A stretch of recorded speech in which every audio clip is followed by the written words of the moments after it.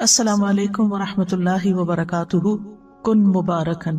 کل ہم نے برکت کا معنی اور مفہوم پڑھا کہ کچھ جگہوں میں برکت ہوتی ہے، کچھ زمانوں میں اوقات میں برکت ہوتی ہے، کچھ چیزوں میں برکت ہوتی ہے، کچھ لوگوں کے اندر برکت ہوتی ہے، اور پھر ہم نے بابرکت بننے کے لیے جو ضروری کام کرنے چاہیے، ضروری اقدامات کرنے چاہیے، ان کو شروع کیا تھا۔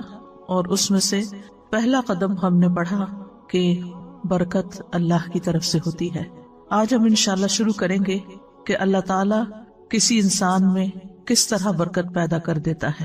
اللہ سبحانہ وتعالیٰ نے مسیح علیہ السلام کے بارے میں فرمایا تھا، اس نے کہا بے شک میں اللہ کا بندہ ہوں، اس نے مجھے کتاب دی اور مجھے نبی بنایا اور مجھے بابرکت بنایا جہاں بھی میں ہوں، جہاں بھی جاؤں، گھر میں ہوں یا گھر سے باہر ہوں، اور مجھے نماز اور زکوٰۃ کی وصیت کی جب تک میں زندہ رہوں۔ تو اللہ سبحانہ وتعالیٰ نے کچھ لوگوں کو بابرکت بنایا، ان میں برکت اتاری۔ اللہ سبحانہ وتعالیٰ کی برکت حاصل کرنے کے لیے ہمیں کیا کرنا چاہیے؟ سوال یہ پیدا ہوتا ہے کہ اللہ کی برکت کیا ہے، یعنی جو بندوں میں آتی ہے تو اس کا اثر کیا ہوتا ہے، اس کا نتیجہ کیا ہوتا ہے؟ شیخ ابن عثیمین کہتے ہیں کہ جب اللہ تعالیٰ کسی انسان کی اس چیز میں برکت نازل کر دیتا ہے جو اس کو عطا کی گئی ہوتی ہے، جیسے مال ہے، اولاد ہے، گھر ہے، گاڑی ہے، علم ہے، تو اس کا تھوڑا بھی اس کے لیے بہت زیادہ ہو جاتا ہے۔ اور جب برکت چھین دی جاتی ہے تو بہت ساری چیزیں بھی، ڈھیروں مقدار بھی قلیل ہو جاتی ہیں، تھوڑی ہو جاتی ہیں۔ کتنے ہی انسان ہیں کہ اللہ تعالیٰ ان کے ہاتھوں پر کم دنوں میں ہی بہت زیادہ برکت ڈال دیتے ہیں، یعنی تھوڑے دنوں میں وہ بڑے بڑے کام کر جاتے ہیں، تھوڑی سی زندگی میں بھی بڑے بڑے کام ان سے سرزد ہو جاتے ہیں۔ اور دوسرا انسان اسی کام کو، اتنے ہی اماؤنٹ کے کام کو بہت زیادہ دنوں میں بھی نہیں کر پاتا۔ کتنے ہی انسان ایسے ہیں کہ ان کے پاس دولت کم ہوتی ہے لیکن وہ اپنے گھر میں خوشحال ہوتے ہیں کیونکہ اللہ نے ان کے مال میں برکت ڈال دی ہوتی ہے۔ اور کتنے ہی لوگ ایسے ہیں جن کے پاس ملینز ہوتے ہیں لیکن وہ خوش نہیں ہوتے، ان کی ضروریات پوری ہی نہیں ہوتی۔ اس بارے میں مجھے کسی نے قصہ سنایا کہ ایک امام صاحب تھے، ان کی تھوڑی سی تنخواہ تھی، تو ان سے کسی نے پوچھا کہ تم اتنے کم پیسوں میں کیسے گزارا کرتے ہو؟ ان کا کہ الحمدللہ ہمارا گزارا ہو جاتا ہے اور میں اس پر اللہ کا بڑا شکر گزار ہوں۔ میں ایک چھوٹی سی مثال دیتا ہوں کہ پچھلے 18 سال سے میرے گھر کا ایک بلب بھی فیوز نہیں ہوا، ایک لائٹ بھی خراب نہیں۔ اس کو برکت کہتے ہیں کہ آپ کا پیسہ ضائع نہیں ہوتا، نقصان میں نہیں جاتا، بیماری میں نہیں جاتا، ٹوٹ پھوٹ میں نہیں جاتا۔ اور کچھ لوگ ہیں کہ ان کے پاس بہت ہے لیکن اسی حساب سے نکلتا بھی ویسے ہی اور زیادہ بھی پورا نہیں پڑتا، کمی کا ہی شکار رہتے ہیں، کمی کو روتے رہتے ہیں۔ تو کئی چیزوں میں برکت ہوتی ہے، مثلاً علم میں برکت۔ جس شخص کو اللہ تعالیٰ علم میں برکت عطا کرتے ہیں وہ علم کے اعتبار سے مبارک ہوتا ہے، تو وہ جس مجلس میں بھی بیٹھتا ہے لوگ اس کے علم سے فائدہ اٹھاتے ہیں۔ اور اسی طرح اس شخص کے اندر بھی علم کو پہنچانے کا شوق ہوتا ہے، وہ ہر طریقے سے علم کو نشر کرتا ہے، علم کو عام کرتا ہے۔ اور اس کی مثال ہمارے سابقہ علماء ہے کہ کس طرح انہوں نے بغیر بجلی کے، بغیر رات کی روشنی کے، یعنی لالٹینوں میں دیے جلا کے، اور بعض اوقات جیسے امام بخاری کا آتا ہے کہ چاندنی راتوں میں کتاب التاریخ لکھی جو رجال کی تاریخ تھی، اور بھی علماء نے بڑی بڑی کتابیں لکھی۔ تو اس کی بنیادی وجہ کیا تھی؟ مثلا امام بخاری کو ہم لیں تو ہمیں یوں نظر آتا ہے کہ جیسے ان کے عمل میں اخلاص تھا، جس کی وجہ سے آپ دیکھیں کہ ان کی کتاب کو اللہ کی کتاب کے بعد سب سے صحیح ترین کتاب مانا گیا، اس پر علماء امت کا اتفاق ہے۔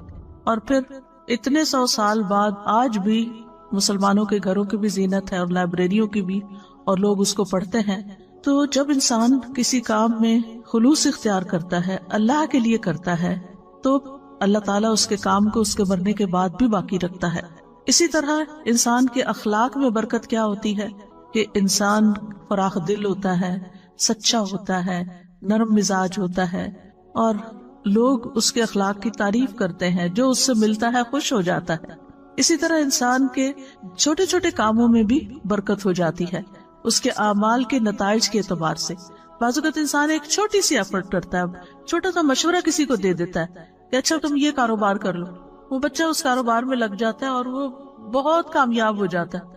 اب اس شخص نے تو ایک چھوٹا سا مشورہ دیا لیکن خلوص کے ساتھ دیا، خیرخواہی کے ساتھ دیا، محبت کے ساتھ دیا، اور وہ اتنا فلرش کر گیا اور اس سے اتنے سارے لوگوں کو فائدہ پہنچا۔ اس نے کبھی خواب میں بھی نہیں سوچا تھا کہ اس کا ایک چھوٹا سا مشورہ جو ہے وہ کتنا کارآمد ہوگا۔ کتنے لوگوں کے لیے فائدہ مند ہوگا.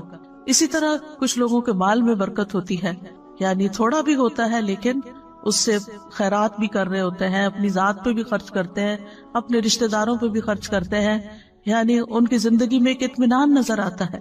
تو ہمیں اپنے مبارک بننے کے لیے اللہ تعالیٰ سے دعا کرنی چاہیے کہ اللہ سبحانہ وتعالیٰ ہمارے علم میں بھی برکت دے، کہ جو ہم نے سیکھا ہے وہ صرف ہماری ذات میں ہی آ کے ختم نہ ہو جائے، ہم اس پر عمل کریں، عمل کی مثال بنے، اس کو سکھانے والے بنے، اس کو آگے بڑھانے والے بنے. پھر اسی طرح اللہ تعالیٰ ہمارے اخلاق میں برکت دے، ہمارے اعمال میں برکت دے، کہ کوئی بھی کام کریں، ہم چھوٹا کریں یا بڑا، اس سے زیادہ لوگوں کو فائدہ پہنچے. کیونکہ برکت کا معنی کیا ہوتا ہے؟ الزیادہ والنمو، یعنی اس چیز کا بڑھ جانا، نشو نما پانا، کثرت میں ہو جانا. اور اسی طرح اللہ تعالیٰ مال میں بھی برکت دے، اولاد میں برکت دے، اور ہم جہاں بھی ہوں بابرکت بنے. بابرکت بننے کے لیے انسان کو توحید اختیار کرنی چاہیے، یعنی اللہ سبحانہ تعالیٰ سے خالص تعلق رکھنا چاہیے.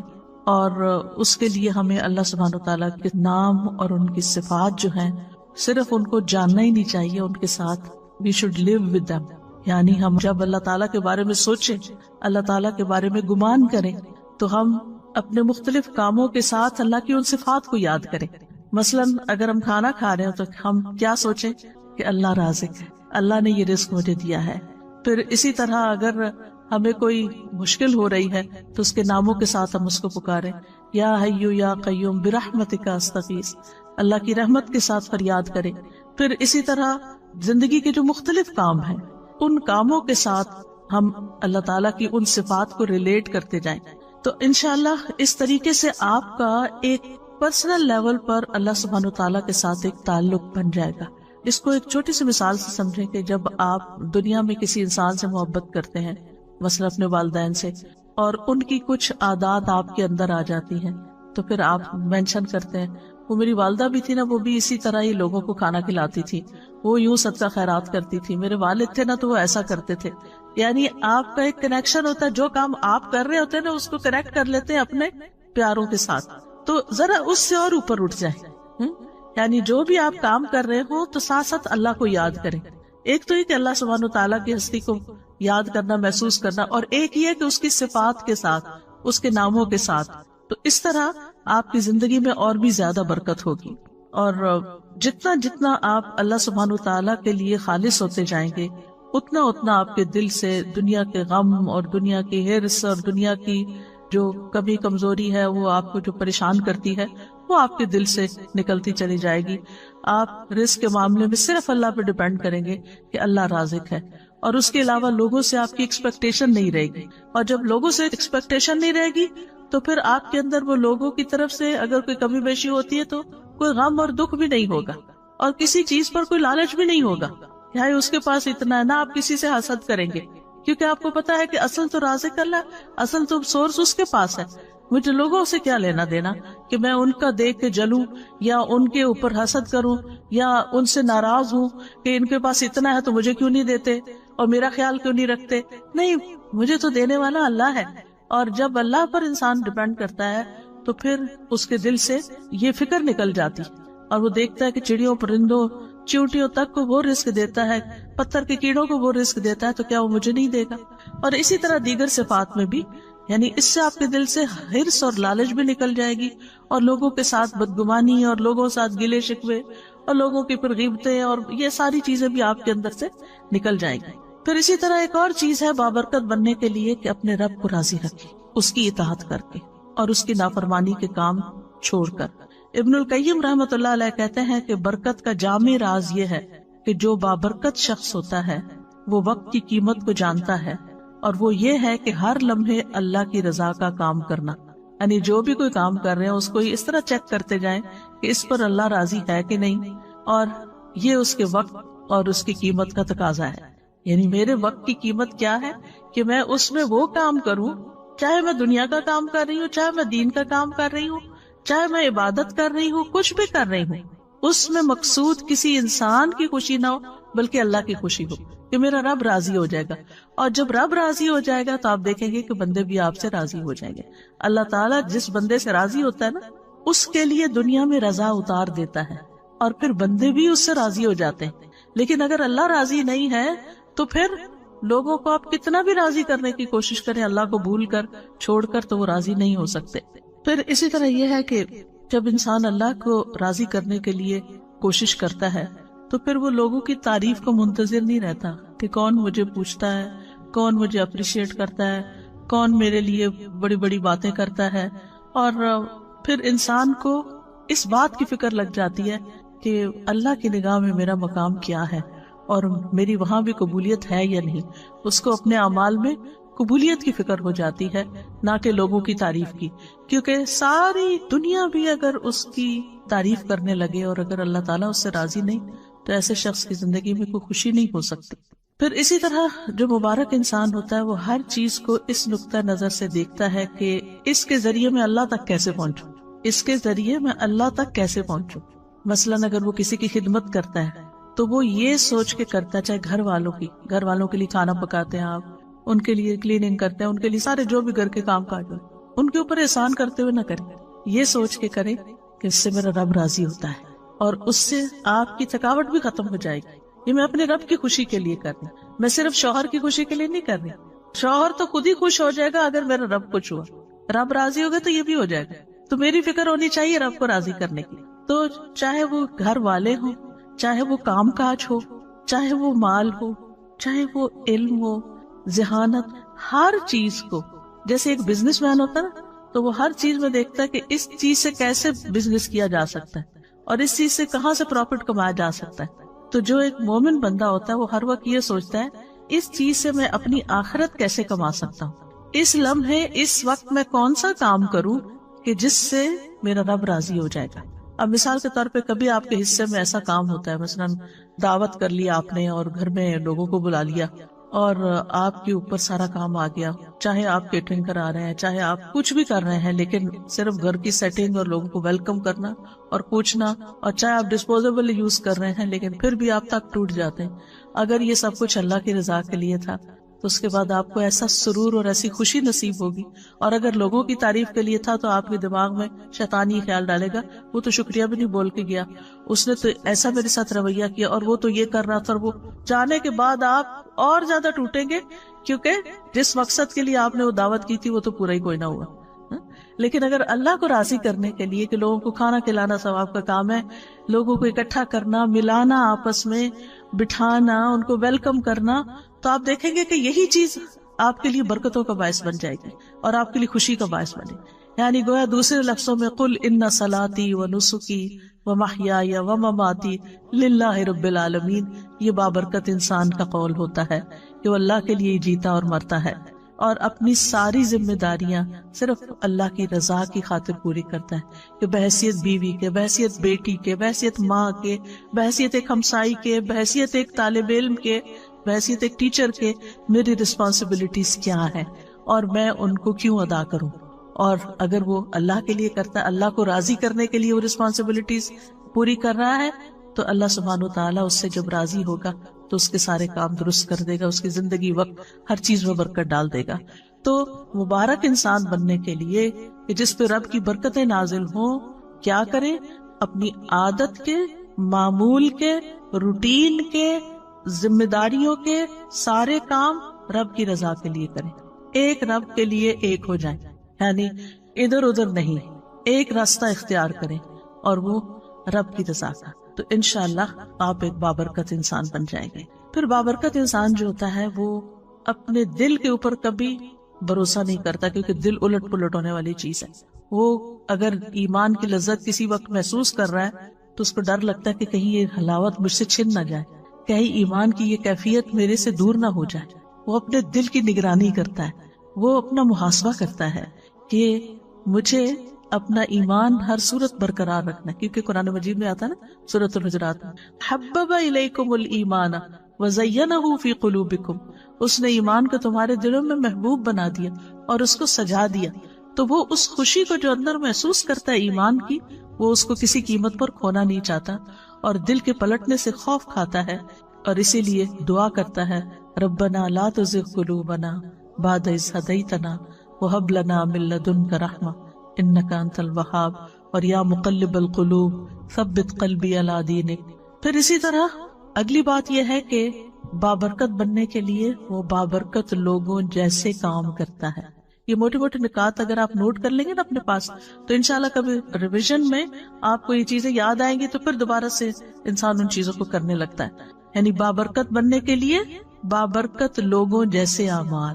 جیسے ہم نے دیکھا کہ انبیاء میں اللہ تعالیٰ نے برکت رکھی، نبی صلی اللہ علیہ وسلم میں برکت رکھی، اور اسی طرح آپ کے جو ساتھی تھے صحابہ کرام ان کے اندر اللہ سبحانہ وتعالیٰ نے برکت رکھی. تو وہ کیا کام کرتے تھے؟ مثلا موسیٰ علیہ السلام کے بارے میں اللہ سبحانہ وتعالیٰ فرماتے ہیں وَاذْكُرْ فِي الْكِتَابِ مُوسَىٰ إِنَّهُ كَانَ مُخْلَصًا وَكَانَ رَسُولًا نَبِيًّا. کتاب میں موسیٰ کا ذکر کیجئے، یقیناً وہ خالص کیا ہوا تھا، یعنی اخلاص تھا ان کے اندر، اور ایسا رسول جو نبی تھا. تفسیر سعدی میں ہے موسیٰ علیہ السلام اپنے تمام اعمال، اقوال اور نیت میں اللہ تعالیٰ کے لیے مخلص تھے. وہ بابرکت تھے نا، تو ان جیسا کام کیا کرنا ہے کہ اپنے قول، فعل، نیت میں خالص ہونا ہے. کیونکہ اعمال کی قبولیت کی شرط ہی کیا ہے؟ انما الاعمال بالنیات.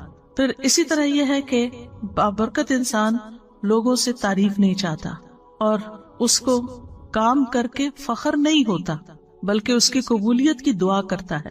جیسے ابراہیم علیہ السلام نے اور اسماعیل علیہ السلام نے کعبہ تعمیر کیا، اللہ کا گھر، اور اس کے بعد کیا دعا کی؟ وَإِذْ يَرْفَعُ إِبْرَاهِيمُ الْقَوَاعِدَ مِنَ الْبَيْتِ وَإِسْمَاعِيلُ رَبَّنَا تَقَبَّلْ مِنَّا إِنَّكَ أَنْتَ السَّمِيعُ الْعَلِيمُ. پھر بابرکت شخص کے نزدیک لوگوں کے شکریہ کی کوئی قیمت نہیں ہوتی کہ کوئی شکریہ ادا کرے، نہ اسے انتظار ہوتا ہے، اور اگر کوئی کرے یا نہ کرے اس کے لیے برابر ہوتا ہے. یعنی کسی نے کیا تب بھی ٹھیک ہے، اور اگر نہیں کیا تب بھی ٹھیک ہے، کوئی بات نہیں، ہم نے تو اللہ تعالیٰ کے لیے کیا تھا. جیسے سورۃ الانسان میں آتا ہے وَيُطْعِمُونَ الطَّعَامَ عَلَى حُبِّهِ مِسْكِينًا وَيَتِيمًا وَأَسِيرًا إِنَّمَا نُطْعِمُكُمْ لِوَجْهِ اللَّهِ لَا نُرِيدُ مِنكُمْ جَزَاءً وَلَا شُكُورًا. وہ کھانا کھلاتے ہیں اس کی محبت میں، اللہ کی محبت میں، مسکین، یتیم، قیدی کو، اور کہتے ہیں ہم تو صرف اللہ کے چہرے کی خاطر تمہیں کھلا رہے ہیں، نہ تم سے کوئی بدلہ چاہتے ہیں نہ شکریہ چاہتے ہیں. مسکین کیا بدلہ دے سکتا ہے؟ مسکین تو بدلہ نہیں دے سکتا، لیکن وہ شکریہ ادا کرتا ہے. اس کو یہ فکر ہوتی ہے کہ اگر میں نے شکریہ ادا نہ کیا تو یہ دوبارہ نہیں آئے گا، تو وہ شکریہ ادا کرتا ہے. تو وہ کہتے ہیں نہیں، ہمیں شکریہ بھی نہیں چاہیے. اسی طرح بابرکت انسان جو ہے نا، اس کو لوگوں کے تانوں کی بھی پرواہ نہیں ہوتی، وہ اپنا کام جاری رکھتا ہے. کوئی خوش ہو، کوئی ناراض ہو، کوئی ٹانٹ کرے، کوئی تنقید کرے، کرٹیسائز کرے، کچھ بھی کرے، ملامت کرنے والے کی ملامت سے نہیں ڈرتا. نیک کام کرتے ہوئے اچھا کام کرتے، کیونکہ جو لوگ ملامت سے ڈرتے ہیں وہ کبھی آگے نہیں بڑھ سکتے. آپ نے ایک اچھا کام کیا، لوگوں نے باتیں بنائی، اب آپ پیچھے ہی بیٹھ گئے، وہیں ٹھوس ہو گئے کہ لوگ خوشی نہیں ہے میں جو بھی کرتا ہوں، تو آپ کام ہی چھوڑ دیتے. نہیں، آپ نے اگر اللہ کی خاطر ایک اچھا کام شروع کیا تھا تو دنیا ادھر سے ادھر ہو جائے، آپ اس کو نہیں چھوڑیں گے، آپ اس کو کرتے رہیں گے. کیونکہ قرآن مجید میں اللہ سبحانہ وتعالیٰ نے ایمان والوں کی کیا صفت بیان کی ہے؟ وَلَا يَخَافُونَ لَوْمَةَ لَائِمٍ، کہ وہ ملامت کرنے والوں کی ملامت سے نہیں ڈرتے. ذَلِكَ فَضْلُ اللَّهِ يُؤْتِيهِ مَن يَشَاءُ، یہ اللہ کا فضل ہے، جس کو چاہتا ہے عطا کرتا ہے. وَاللَّهُ وَاسِعٌ عَلِيمٌ، اور اللہ وسعت والا، سب کچھ جاننے والا ہے. بابرکت انسان نیک اعمال کو اللہ کی توفیق سمجھتا ہے، اللہ کی توفیق سمجھتا ہے کہ یہ اللہ نے مجھے کرنے کا موقع دیا ہے، اور اس پر وہ خوش ہوتا ہے. وہ یہ نہیں کہتا کہ یہ میری طاقت ہے، میری ذہانت ہے، میری لیاقت ہے، میری قابلیت ہے. نہیں، یہ تو میرے رب کی عنایت ہے کہ اس نے مجھے ہمت دی. میں بیمار بھی ہو سکتا تھا، میں اپاہج بھی ہو سکتا تھا، میں کسی اور کام میں مصروف ہو سکتا تھا. آپ دیکھیں کہ بعض اوقات لوگ اچھے اچھے کام کرنا چاہتے ہیں لیکن ان کے اندر ہمت ہی نہیں ہوتی، بیماری کی وجہ سے یا غم کی وجہ سے یا ڈپریشن کی وجہ سے یا وسائل نہ ہونے کی وجہ سے. اگر اللہ نے آپ کو گاڑی دی ہے، چلانے کی توفیق بھی دی ہے، اور اس پر بیٹھ کے آپ جاتے ہیں، اچھے اچھے کام کرتے ہیں، تو یہ اللہ نے آپ کو دیا ہے. اور اس پر اللہ سے راضی ہونا اور اس پر خوش ہونا اور شکر کرنا کہ اللہ تو نے موقع دے دیا کہ میں کسی کے جنازے پہ پہنچ گیا، میں کسی بیمار کی خدمت کے لیے پہنچ گیا، میں کسی کام میں والنٹیئر کرنے کے لیے پہنچ گیا. تو وہ نہ کسی پہ احسان جتاتے، نہ تعریف چاہتے، نہ شکریہ چاہتے ہیں، بلکہ اور شکر گزار ہوتے ہیں کہ میرے رب نے مجھے یہ توفیق عطا کی ہے. اور اسی طرح جیسے کہ ہم دیکھتے ہیں سورۃ ہود میں آتا ہے نا کہ پیغمبر نے کہا کہ میں ان اريد الا الاصلاح ما استطعت، کہ میں تو اصلاح ہی کرنا چاہتا ہوں جتنی میری ہمت ہے. وما توفیقی الا باللہ، مجھے اس کام کی صرف توفیق اللہ ہی دیتا ہے. علیہ توکلت والیہ انیب، اسی پر میرا بھروسہ ہے اور اسی کی طرف میں رجوع کرتا ہوں. اسی لیے جو مبارک انسان ہوتا ہے اس کے منہ پر لا حول ولا قوت الا باللہ ہوتا ہے کہ یہ ساری توفیق اللہ ہی نے مجھے دی ہے. نہ کسی چیز کو پھیرنے کی قوت ہے اور نہ ہی کسی کام کے کرنے کی قوت ہے. لا حول ولا قوت الا باللہ. اور پھر آپ دیکھیں کہ جب اذان کے حی علی الصلاۃ اور حی علی الفلاح کے جواب میں ہم کہتے ہیں لا حول ولا قوت الا باللہ، تو اس کا کیا مطلب ہوتا ہے کہ اللہ ہی کی دی ہوئی توفیق سے ہم نماز کی طرف بڑھ سکتے ہیں، اللہ کی دی ہوئی توفیق سے ہی ہم کامیابی کی طرف بڑھ سکتے ہیں. پانچویں چیز یہ ہے کہ مبارک شخص لوگوں کو خیر پہنچاتا رہتا ہے، لوگوں کو بھی بابرکت بناتا ہے. یعنی وہ صرف اپنے لیے برکتیں نہیں سمیٹتا بلکہ دوسروں کی ہیلپ کرتا ہے کہ وہ بھی مبارک بن جائیں، اور اس کے لیے وہ لوگوں کو خیر کی تعلیم دیتا ہے.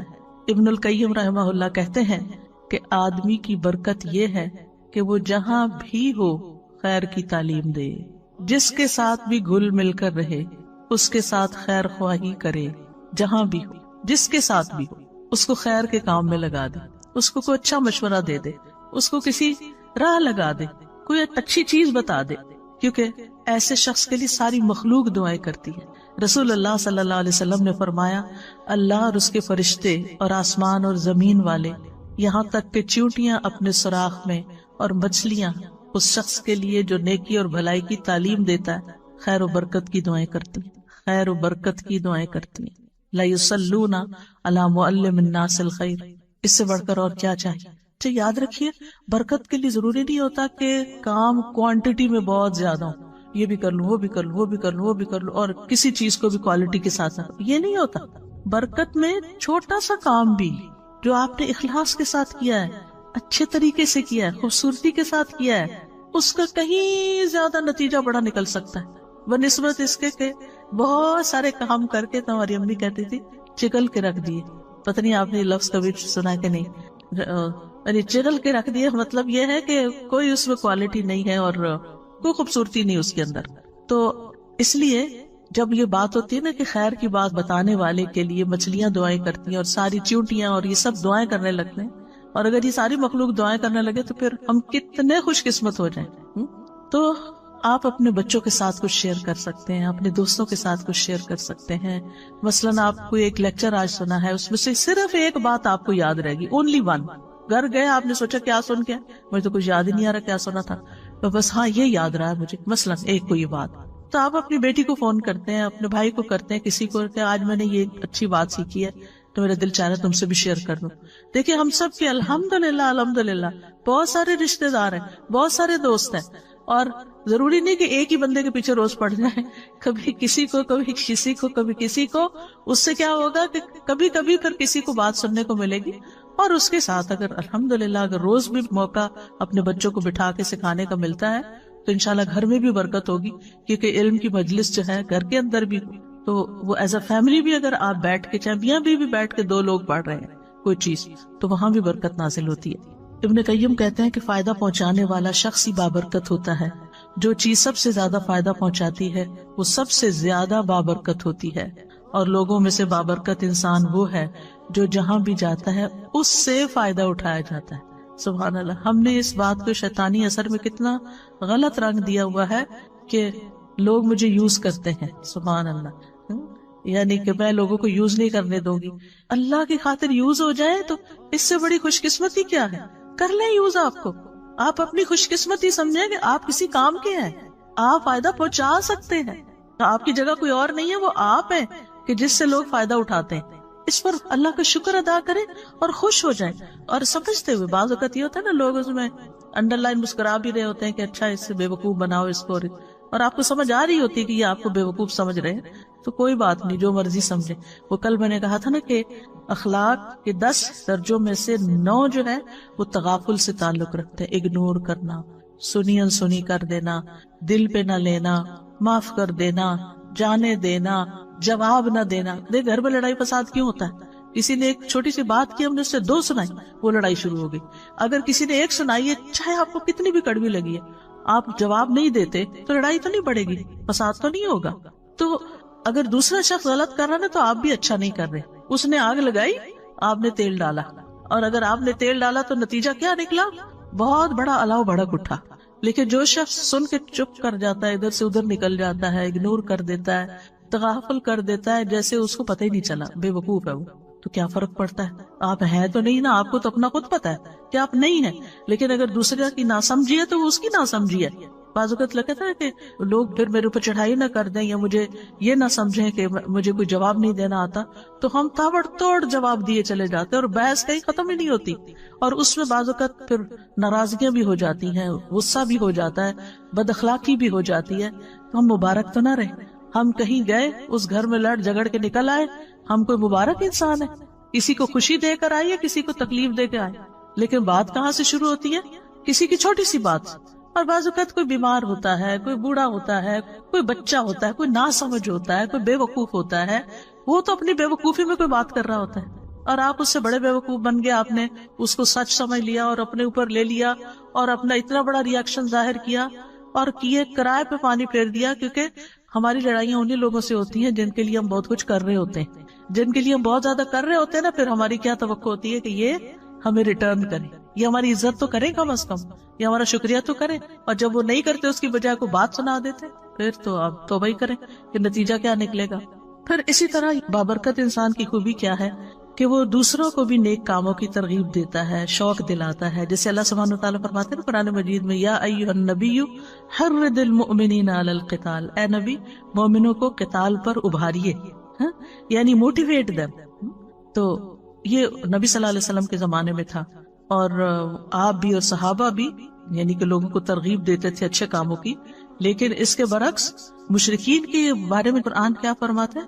کلا بل لا تکرمون الیتیم ولا تحاضون علی طعام المسکین، ہرگز ایسا نہیں، بلکہ تم یتیم کی عزت نہیں کرتے اور نہ تم آپس میں مسکین کو کھانا کھلانے کی ترغیب دیتے، ایک دوسرے کو کہتے نہیں ہو۔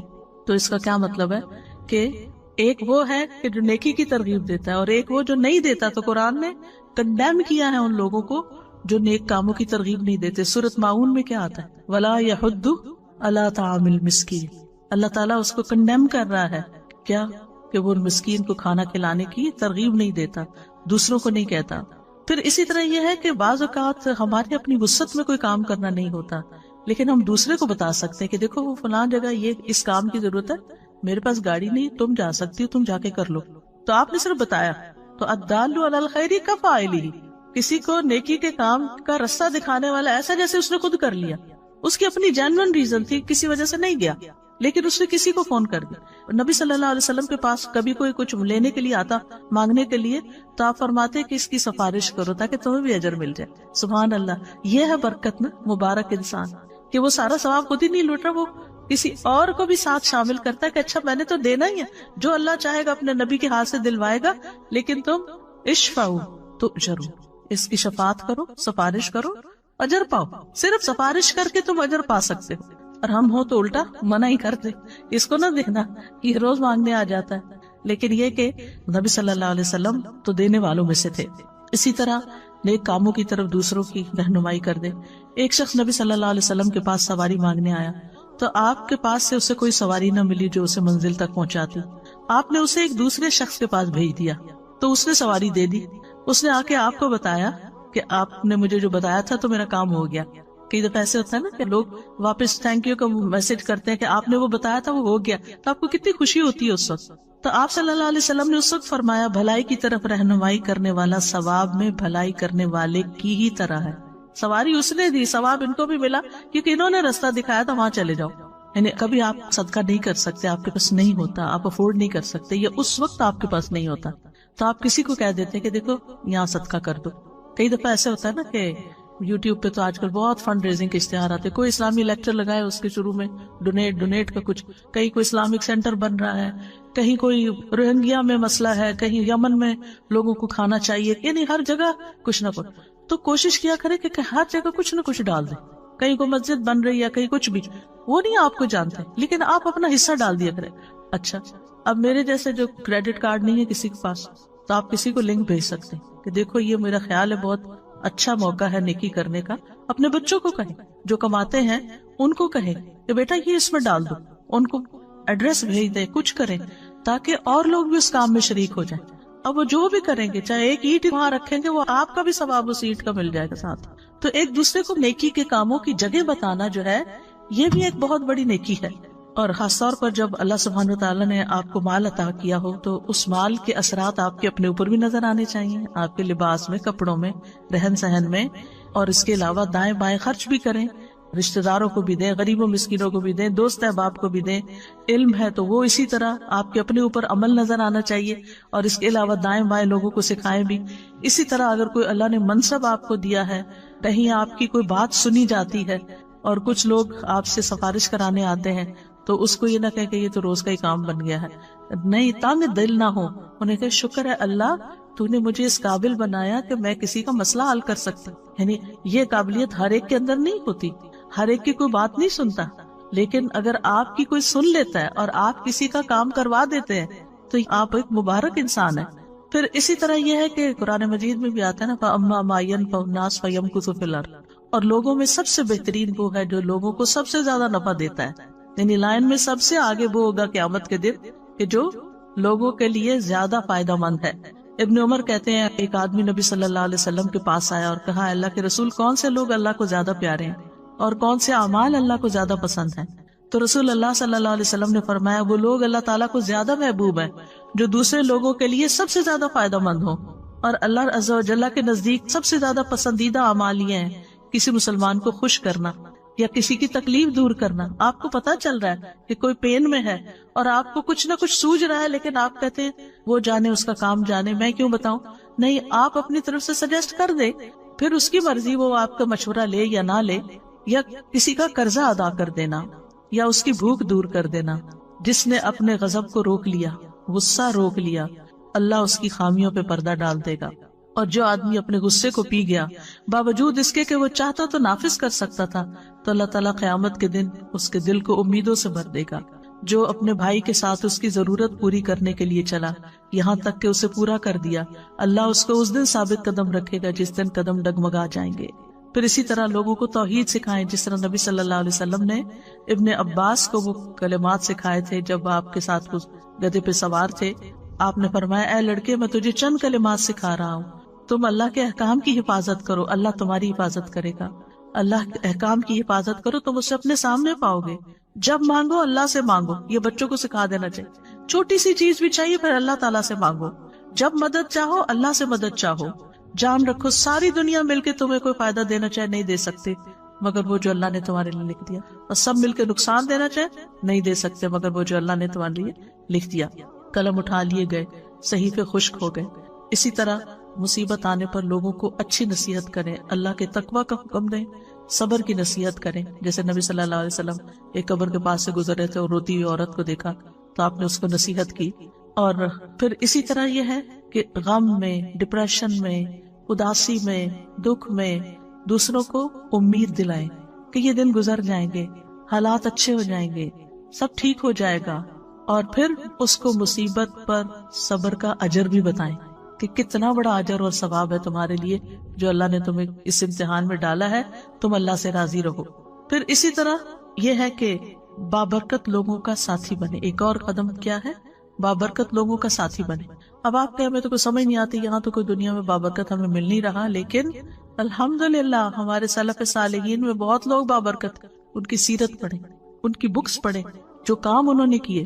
آپ یقین کریں کہ آپ کا دل اتنا بڑا ہو جائے گا، آپ حیران ہو جائیں گے کہ میں کن باتوں میں الجھی ہوئی ہوں، میں کن باتوں پہ رو رہی ہوں، اتنی پیٹی چیزوں کے اوپر پریشان ہوں اور لڑائی ڈال کے رکھی ہوئی ہے، یہ تو کوئی بات ہی نہیں ہے.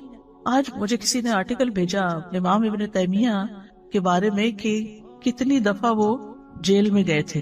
7 دفعہ جیل میں گئے تھے. امام ابن تیمیہ کا فتاوی آپ نے دیکھو تو 35 والیوم میں، اور اس کے علاوہ بھی کئی کتابیں. اتنا علمی کام کیا اور لوگ ان کے پیچھے پڑے رہتے. یعنی جو لوگ بڑے کام کرتے ہیں ان کے حاسد بھی بہت ہوتے، تو ہر تھوڑے دن کے بعد جا کے حاکم کے پاس شکایت کر کے ان کو جیل بھجوا دیتے تھے، اور جب وہ وہاں جاتے وہاں وہ اور کتابیں لکھ لیتے تھے. اور آپ کو معلوم ہے لاسٹ ٹائم جو وہ جیل میں گئے تھے کتنی دفعہ قرآن پڑھا تھا؟ 80 بار قرآن پڑھا تھا. ہم نے ساری زندگی میں 80 بار نہ پڑھا ہوگا. اس طرح وقت کو استعمال کیا.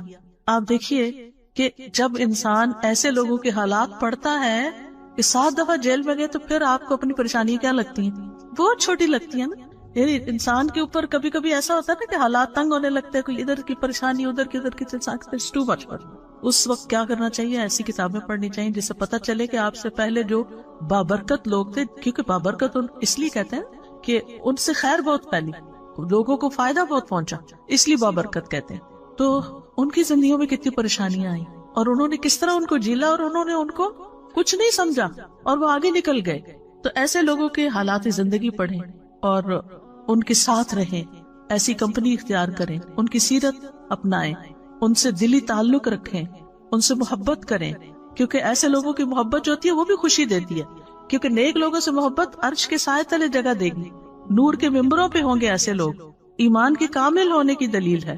اور حدیث قدسی میں آتا ہے جو لوگ میری رضا کی خاطر آپس میں محبت کرتے ہیں ان کے لیے میری محبت واجب ہو جاتی ہے، وجبت محبتی للمتحابین فیہ، جو اللہ کی خاطر محبت کرتے ہیں۔ اچھا، ایک ہوتا ہے نا جس سے ہم انس رکھتے ہیں، اس سے محبت کرتے ہیں اور اس کو ہم اوپر ٹیگ لگا دیتے ہیں اللہ کی خاطر محبت ہے۔ اس کے برعکس ایک اور انسان ہے، وہ تھوڑا اجنبی ہم سے لیکن ہے نیک، تو ہمیں اس سے بھی محبت کرنی چاہیے۔ یعنی صرف اس سے محبت نہ کریں جو آپ سے کرتا ہے، آپ یہ دیکھیں کہ جس سے میں محبت کری اس کے اندر کتنی خوبی۔ اب مثلا جو لوگ فوت ہو چکے ہیں ہمارے آباء و اجداد میں سے، پریڈیسیسر سلف صالحین، وہ تو ہمیں نہیں جانتے۔ کیا ابو بکر آپ کو جانتے ہیں؟ بلال رضی اللہ عنہ آپ کو جانتے ہیں؟ نہیں، لیکن ہم ان سے محبت کرتے ہیں اللہ کی خاطر۔ تو جو اللہ کی خاطر کسی سے محبت کرتا ہے بغیر بدلے چاہنے کے کہ مجھے اس سے کچھ ملے، کسی مطلب مقصد لالچ میں نہیں محبت کرتا، بلکہ صرف اللہ کی رضا کے لیے، اس کی نیکی کی وجہ سے، اس کے اچھے اخلاق کی وجہ سے، تو یہ چیز انسان کو بابرکت بناتی ہے۔ انسان کے اندر پھر وہ ٹریٹس آ جاتے ہیں۔ پھر اسی طرح یہ ہے کہ انسان قیامت کے دن انہی لوگوں کے ساتھ ہوگا جن سے وہ محبت کرتا ہے۔ تو دنیا میں بھی نیک لوگوں کی صحبت کا فائدہ ہے اور آخرت میں بھی۔ امام مالک سے کسی نے پوچھا مجھے ایسا عمل بتائیے جو مجھے جنت میں داخل کر دے، تو انہوں نے کہا صالحین کی محبت کو اپنے اوپر لازم کر لو، ہو سکتا ہے کہ اللہ تعالیٰ ان میں سے کسی کے دل کو جھانکے اور اس میں تمہارا نام لکھا ہو اور اللہ تمہیں بخش دے اور جنت میں داخل فرما دے۔ یعنی صالحین کی محبت دنیا میں بھی انسان کو نیکی کی طرف لاتی ہے اور آخرت میں بھی انسان کو کامیابی کی طرف لائے گی۔ پھر ساتویں چیز یہ ہے کہ گڑ گڑا کے دعائیں کرنا کہ اللہ برکتیں دے، اللہ کے سامنے عاجزی اختیار کرنا، گریہ وزاری کرنا، جیسے نبی صلی اللہ علیہ وسلم نے غزوہ بدر کے موقع پر کی تھی۔ آٹھویں چیز ہے مبارک بننے کے لیے بہت زیادہ شکر گزار ہونا، شکارن رب جعلنی لک شکارن لک ذکارن لک رہابن۔ یہ شکار ہونے کی جو خصوصیت ہے، پر ہر چیز پہ شکر، نعمت پہ بھی شکر اور تکلیف پہ بھی شکر، شکر ہی شکر، شکر ہی شکر، شکوہ نہیں، نو کمپلینٹس، نو کمپلینٹس۔ جس حال میں اللہ نے رکھا ہے، جو دیا ہے، جو بھی ہے، آپ یقین کریں کہ جب انسان کی زندگی آگے بڑھتی ہے تو پیچھے کے حالات کو دیکھتا ہے تو انسان کہتا ہے شکر ہے الحمدللہ کہ وہ فلاں چیز اس وقت نہیں ہوئی۔ اس وقت تو بہت برا لگتا ہے، لیکن بعد میں انسان کو سمجھ آتی ہے کہ تو اچھا ہوا تھا۔ لیکن عقل مند کون ہے اور فائدہ مند کون ہے؟ جس نے اس وقت جب اس کو تکلیف پہنچی تھی شکر کر لیا تھا کہ اللہ اس میں بھی کوئی خیر ہوگی۔ پھر اسی طرح یہ ہے کہ بابرکت انسان اللہ کی نعمت کو اپنی کرامت نہیں سمجھتا، یعنی اللہ تعالیٰ کا فضل سمجھتا ہے۔ یعنی بعض اوقات ایسا ہوتا ہے نا کہ انسان کے ساتھ کچھ اچھی چیزیں پیش آنے لگتی تو انسان سمجھتا ہے بڑا نیک ہو گیا ہوں، آپ نے کوئی چیز سوچی ہو گئی یا کچھ اس طرح کے۔ تو اس طرح کی چیزیں جو ہے نا یہ راز میں ہونی چاہیے کہ آپ کو کوئی ایسا خواب آ جاتا ہے، لوگ بہت انسسٹ کرتے ہیں نا کوئی خواب سنائے اچھا سا، یا کبھی آپ کو پوچھتے ہیں آپ کو کبھی فلاں نظر آیا، یہ ہوا۔ اگر کوئی بھی اللہ نے آپ کو چیز دکھائی ہوئی ہے تو ان چیزوں کو راز میں رکھیں، راز آپ کے اور اللہ سبحانہ وتعالیٰ کے بیچ میں ہو، کیونکہ یہ جو کرامتوں کا اظہار کرنا ہوتا ہے نا، میرے ساتھ یہ بھی ہوا اور یہ بھی ہوا اور یہ بھی، یہ انڈائریکٹلی اپنے آپ کو بڑا ثابت کرنا ہوتا ہے کہ میں اللہ کا بڑا پیارا ہوں، میری قدر کرو۔ تو اس سے بھی بچنا چاہیے۔ یعنی اللہ نے اگر آپ کے اوپر کوئی فضل کیا ہے، کوئی انعام کیا ہے، تو اس پر شکر ادا کریں، نہ کہ اس کو اپنی کرامت سمجھے۔ پھر اسی طرح یہ ہے کہ برکت کو بڑھانے کے اسباب کیا ہے، یعنی برکتیں کیسے بڑھیں۔ خلاصہ کر دیتی ہوں، سب سے پہلی چیز ہے ایمان اور تقویٰ۔ اللہ تعالیٰ فرماتے ہیں سورۃ الاعراف 96 میں، اور اگر واقعی بستیوں والے ایمان لے آتے اور تقویٰ اختیار کرتے تو ہم ضرور ان پر آسمان اور زمین سے بہت سی برکتیں کھول دیتے، لیکن انہوں نے جھٹلایا تو ہم نے انہیں اس کی وجہ سے پکڑ لیا جو وہ کمائی کرتے تھے۔ تو ایمان اور تقویٰ برکتیں لانے کا سبب ہے. پھر قرآن کی قرات اور اس پر تدبر اور عمل، یہ برکت کا سبب ہے. سورۃ صاد میں اللہ تعالیٰ فرماتے ہیں جو کتاب ہم نے آپ کی طرف نازل کی ہے بڑی برکت والی ہے تاکہ لوگ اس کی آیات میں غور و فکر کریں اور اہل عقل اس سے سبق حاصل کریں. ویکنڈ پہ تدبر کی کلاس ہوتی ہے تو اس کو جوائن کر لیں، چاہے آن لائن کریں یا یہاں آ جا کریں. لیکن یہ کہ قرآن کو غور و فکر سے پڑھنا، ڈیپتھ میں پڑھنا، توجہ سے پڑھنا، یہ بھی برکت لانے کا ذریعہ ہے. سورۃ الانعام میں اللہ تعالیٰ فرماتے ہیں وَهَذَا كِتَابٌ أَنزَلْنَاهُ مُبَارَكٌ فَاتَّبِعُوهُ وَاتَّقُوا لَعَلَّكُمْ تُرْحَمُونَ. اور یہ ایک کتاب ہے جسے ہم نے نازل کیا ہے، بڑی برکت والی ہے، بس اس کی پیروی کرو، یعنی اس کو فالو کرو، اس پہ عمل کرو اور تقوی اختیار کرو تاکہ تم پہ رحم کیا جائے. پھر قرآن کے اوپر عمل کے نتیجے میں اعمال میں برکت ہو جاتی ہے، یعنی ہمارے کاموں میں برکت ہو جاتی ہے. اللہ سبحانہ وتعالیٰ سورۃ المائدہ میں فرماتے ہیں وَلَوْ أَنَّهُمْ أَقَامُوا التَّوْرَاةَ وَالْإِنْجِيلَ وَمَا أُنزِلَ إِلَيْهِمْ مِنْ رَبِّهِمْ لَأَكَلُوا مِنْ فَوْقِهِمْ وَمِنْ تَحْتِ أَرْجُلِهِمْ. اگر وہ واقعی تورات اور انجیل کی پابندی کرتے اور اس کی جو ان کی طرف ان کے رب کی طرف سے نازل کیا گیا تو یقیناً وہ اپنے اوپر سے اور اپنے پاؤں کے نیچے سے کھاتے، یعنی اتنی برکتیں ان پر نازل ہوتی. پھر خاص طور پر سورۃ البقرہ پڑھنا، یعنی اس کی ایک روٹین بنانا. اس کا یہ مطلب نہیں خالی سورۃ البقرہ ہی پڑھتے رہے اور باقی قرآن نہیں پڑھیں. سارا قرآن بابرکت ہے لیکن سورۃ البقرہ کی خاص خصوصیت بیان کی گئی. اس کا پڑھنا باعث برکت ہے اور اس کا چھوڑنا باعث حسرت ہے، اور جادوگر اس کے اوپر قابو نہیں پا سکتے. پھر اسی طرح برکتوں کی دعائیں دینا. نبی صلی اللہ علیہ وسلم جب کسی کی شادی ہوتی تو اس کو مبارکباد دیتے، بارک اللہ لک بارک علیک وجمع بینکما فی خیر. اللہ تمہیں برکت دے، تم پہ اپنی برکت نازل فرمائے اور تم دونوں کو خیر کے ساتھ اکٹھا رکھے. بچہ پیدا ہو تب برکت کی دعا، کسی کا کھانا کھائیں کھلائیں، یعنی ہر وقت ان کے اندر برکتوں کی دعا. اور اسی طرح سلام جو ہے السلام علیکم ورحمۃ اللہ وبرکاتہ، تحیۃ مبارکۃ. پھر اسی طرح خرید و فروخت میں سچائی اختیار کرنا. خرید و فروخت میں سچائی یعنی فیئر ڈیلنگ بزنس کے اندر، تو اس میں انشاءاللہ جو بھی پروفٹ ہوگا تھوڑا یا زیادہ اس میں برکت ہو جائے گی. اسی طرح جو ڈیوٹی آپ کی ہو، کام ہو، جاب ہو، اس کو صحیح طور پر انجام دینا، تو اس کی آمدنی میں آپ کے لیے برکت ہو جائے گی. پھر اسی طرح دن کے پہلے حصے پہ کام کرنا، صبح کے وقت، وہ برکت والا وقت ہے، اور اس وقت اس کے لیے دعا ہے اللہم بارک لی امتی فی بکورہا. پھر اپنے اوقات کو منظم کرنا، یعنی ہیفیزرڈ کام نہیں کرنا، کبھی یہ کر لیا کبھی وہ کر لیا، نہیں، اس سے برکت نہیں ہوتی. پھر تمام معاملات میں سنت پر عمل کرنا، اللہ سبحانہ وتعالیٰ پر توکل کرنا. پھر اسی طرح لوگوں سے نہ مانگنا. پھر خرچ کرنا اور صدقہ کرنا. وما انفقتم من شیء فهو یخلفہ، یہ برکت ہو جائے گی. وہو خیر الرازقین، جو کچھ بھی تم خرچ کرتے ہو اس کی جگہ تمہیں اور دے دیتا ہے، اور وہی سب سے بہتر رازق ہے. اللہ تعالیٰ فرماتے ہیں یا ابن آدم انفق علیک، اے ابن آدم خرچ کرو، میں تم پہ خرچ کروں گا. اس کے برعکس حرام مال سے بچنا، یہ بھی برکت کا ذریعہ ہے.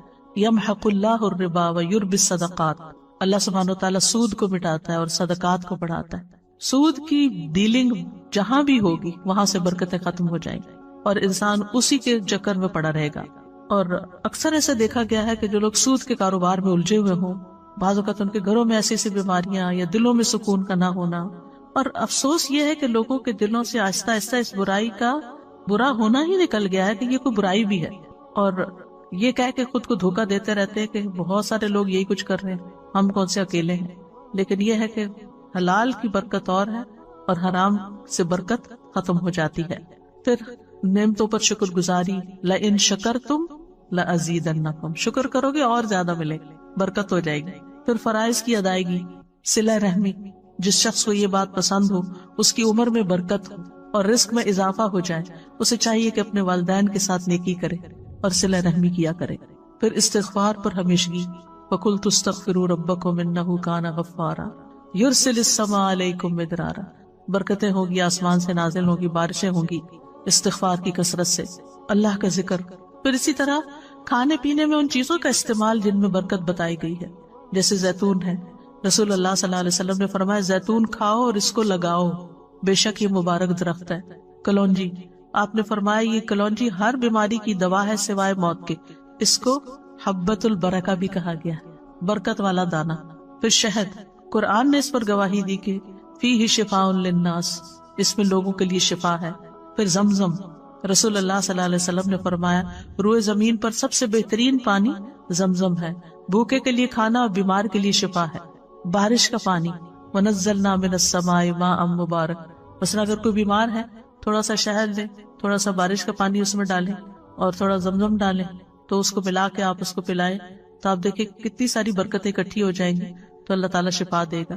پھر سحری کھانا، جو روزہ رکھتے ہیں تھوڑا بھی کھا لیں تو دن گزر جاتا ہے، ورنہ ہر تھوڑی دیر کے بعد بھوک لگ جاتی ہے۔ تسحروا فإن فی السحور برکہ، وہ برکت والا کھانا ہے اور وہ ظاہر برکت والا ہے تو غذا بھی بنے گا، شفا بھی بنے گا۔ پھر اسی طرح بکری میں برکت ہے، رسول اللہ صلی اللہ علیہ وسلم نے فرمایا بکریاں رکھو کہ ان میں برکت ہے۔ اب یہاں تو آپ نہیں رکھ سکتے لیکن یہ کہ غریبوں کو لے کے دے سکتے۔ بیک ہوم آپ کے اگر کوئی رشتہ دار گاؤں وغیرہ میں رہتے ہیں تو ان کو بکریاں لے کر دیں، وہ پالیں اور ان سے آگے آگے نسل بڑھے۔ خاص طور پر دودھ دینے والی بکری اگر لے کے صدقہ کرے تو بہت بڑا ثواب ہے۔ جب حدیث پڑھتی ہوں تو سوچتی ہوں کہ یہ جلدی سے کر لوں اور پھر ذہن سے نکل جاتا ہے، نوٹ ہی کر کے لینا چاہیے۔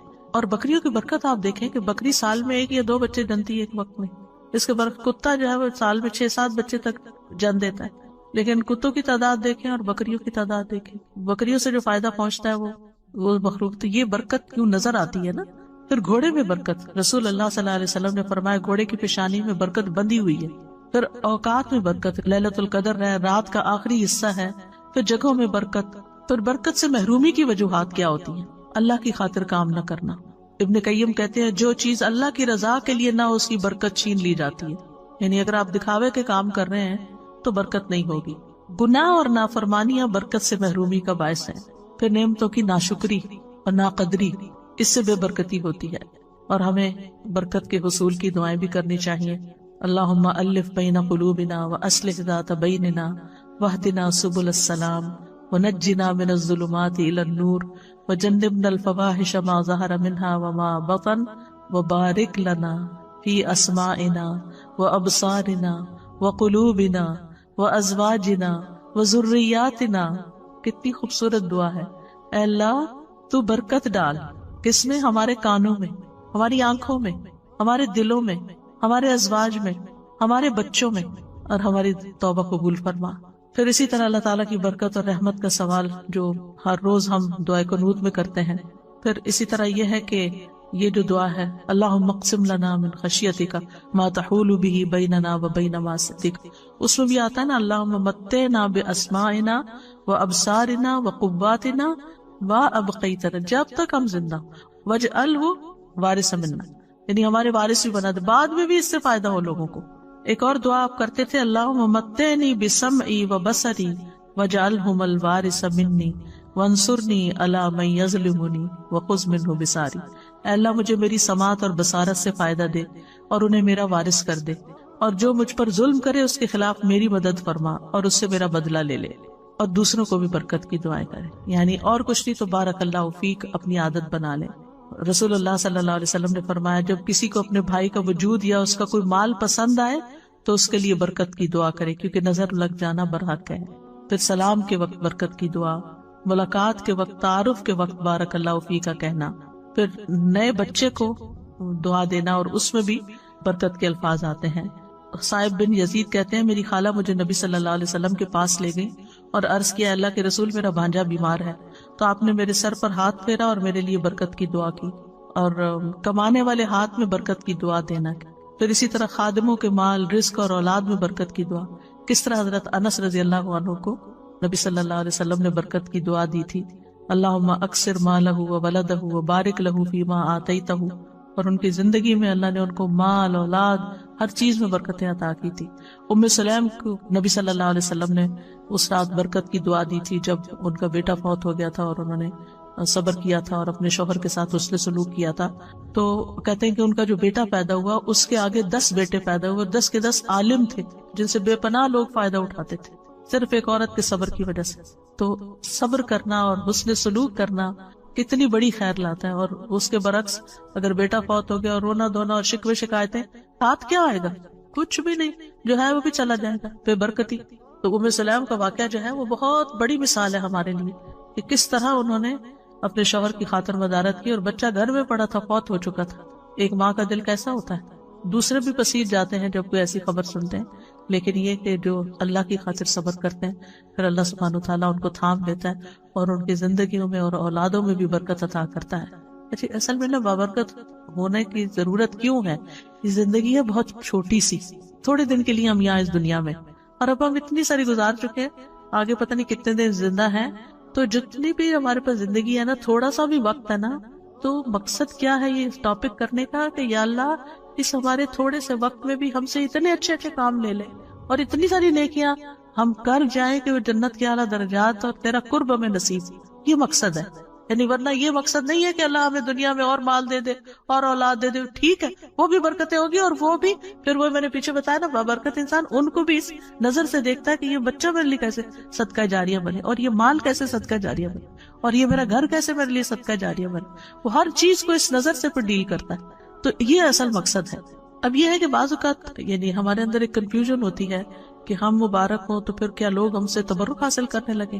یہ نہیں ہونا چاہیے، ٹھیک ہے. یعنی برکت کسی چیز میں اللہ سبحانہ وتعالیٰ ڈالتا ہے، اور وہ ہمیں شریعت سے پتا چلتا ہے کہ کیا کیا چیزوں میں اللہ نے برکت ڈالی ہوئی ہے، ٹھیک ہے.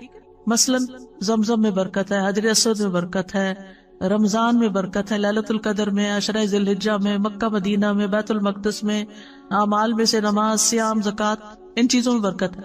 ہم ان سے برکت حاصل کر سکتے ہیں، ٹھیک ہے. اللہ نے ان میں ڈالی ہے، ہم ان کو استعمال کریں گے، اللہ تعالیٰ ہماری طرف بھی برکت لوٹائے.